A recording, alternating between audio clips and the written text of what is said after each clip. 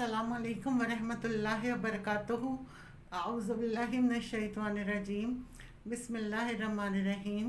Rabbi शरह ली सदरी व यस्सिर ली अमरी वहलुल उक़दतम मिन लिसानी यफ़क़हू क़ौली। रब्बि ज़िदनी इल्मा व अमला।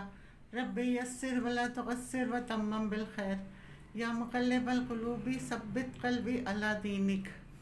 आज का मेरा टॉपिक है, निकाह सिर्फ तलाक देने से नहीं टूटता, यानी और भी वजूहात हैं जिनकी वजह से निकाह खुद ब खुद टूट जाता है। मियाँ बीवी कई दफ़ा ऐसे काम कर जाते हैं जिनसे निकाह टूट जाता है और उनको मालूम भी नहीं होता।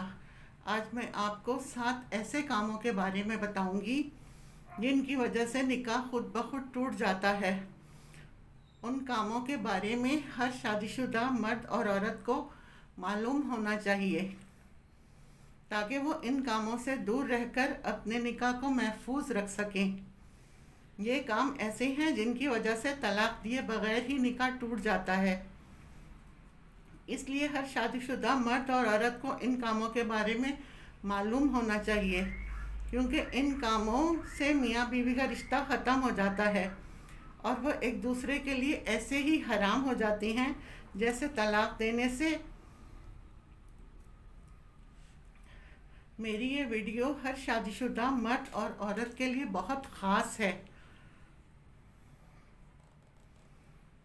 इसलिए आप प्लीज़ इसको आखिर तक लाजमी देखें। याद रहे, निकाह अल्लाह का हुक्म और नबी पाक सल्लल्लाहु अलैहि वसल्लम की एक अहम सुन्नत है। इन 7 कामों से खुद ब खुद निकाह टूट जाता है। नंबर 1, खुला लेने से। जिस तरह मर्द को अल्लाह ने यह हक़ दिया है कि वह औरत को तलाक दे सकता है, इसी तरह औरत के पास भी ये हक़ होता है कि वो अगर किसी वजह से अपने शौहर के साथ ना रहना चाहे तो वो खुला ले सकती है। इस मकसद के लिए वह वक्त के काजी या अदालत के यहाँ अपना केस पेश करेगी और काजी इस बात का फ़ैसला करेगा कि खुला हक़ बजानिब है और इस पर अमल हो गया तो मियाँ बीवी एक दूसरे पर हराम हो जाएंगे। नंबर 2, एला। एला उसको कहती हैं कि शौहर अपनी बीवी के साथ हम बिस्तरी ना करने की कसम खा ले तो ऐसी सूरत में बीवी अपने शौहर से अलहदगी इख्तियार कर सकती है। वो तलाक लिए बगैर ही एला कर सकती है। नंबर 3, किसी एक की मौत हो जाने पर। अगर किसी हादसे में या फिर किसी भी वजह से अगर शौहर फौत हो जाता है तो उसकी बीवी का अपने शौहर से निकाह टूट जाता है खुद ब खुद। यानी किसी एक फरीक के फौत हो जाने से, वो मियाँ हो या बीवी हो, दोनों में से किसी के भी फौत हो जाने से निकाह टूट जाता है। नंबर 4, इस्लाम छोड़ने पर। अगर मियाँ बीवी में से कोई भी एक इस्लाम छोड़कर कोई दूसरा मज़हब इख्तियार कर लेता है तो ऐसी सूरत में भी निकाह टूट जाता है। चाहे मियाँ इस्लाम को छोड़े या बीवी इस्लाम से खारिज हो तो निकाह बाकी ना रहेगा और बग़ैर तलाक के खुद ब खुद टूट जाएगा। अगर इस्लाम छोड़ने के बाद भी मियाँ बीवी एक साथ एक ही जगह रह रही हैं तो उनका आपस में जो ताल्लुक़ है वो जायज़ नहीं रहता और ये ताल्लुक़ हराम हो जाता है। नंबर 5, किसी एक के लापता होने पर।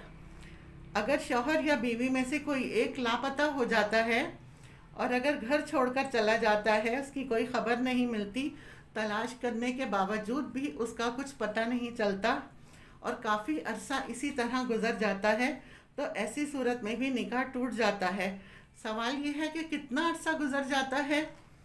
एक रिवायत में 3 साल का ज़िक्र मिलता है, यानी मियाँ बीवी को लापता होने के 3 साल का अरसा गुज़र गया और उसका कुछ पता न चला। इस 3 साल के दौरान कोई खैर खबर नहीं है तो निकाह खुद ब खुद टूट जाता है। ऐसी सूरत में मियाँ बीवी चाहे तो किसी दूसरे से निकाह कर सकते हैं।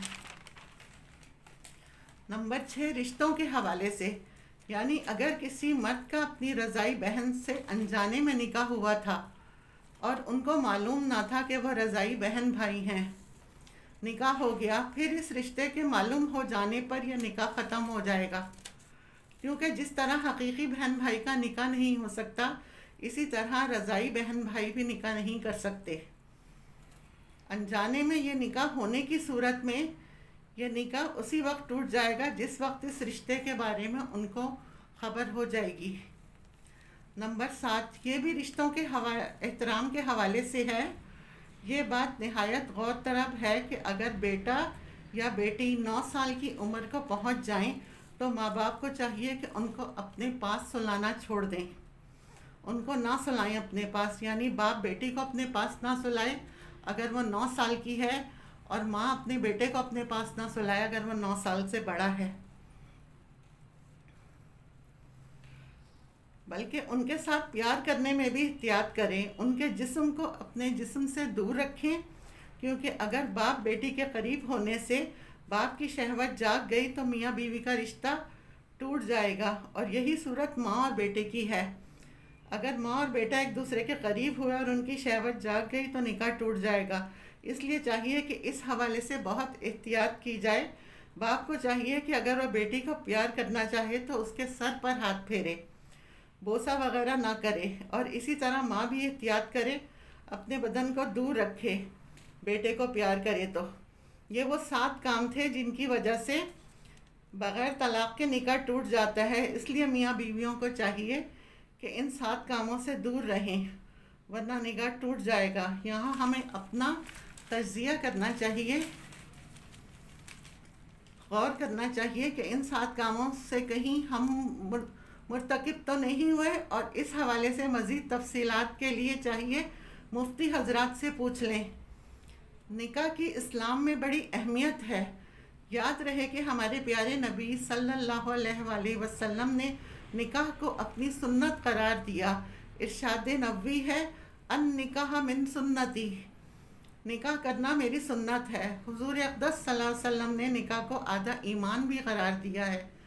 جو کوئی نکاح کرتا ہے تو وہ آدھا ایمان مکمل کر لیتا ہے، اور باقی آدھے دین میں اللہ سے ڈرتا رہتا ہے۔ نکاح انسانی فطرت کا تقاضا بھی ہے، اور نبی صلی اللہ علیہ وسلم کی مبارک سنت بھی ہے۔ اس کے لیے 2 فریقین یعنی لڑکا اور لڑکی کا ہونا لازم ہے۔ اسلام کی نظر میں نکاح محض جذبات کی تکمیل اور انسانی خواہشات کا نام نہیں ہے، انسان کی بہت ساری فطری ضروریات ہیں۔ اسی طرح نکاح بھی ایک اہم فطری ضرورت ہے انسان کے لیے۔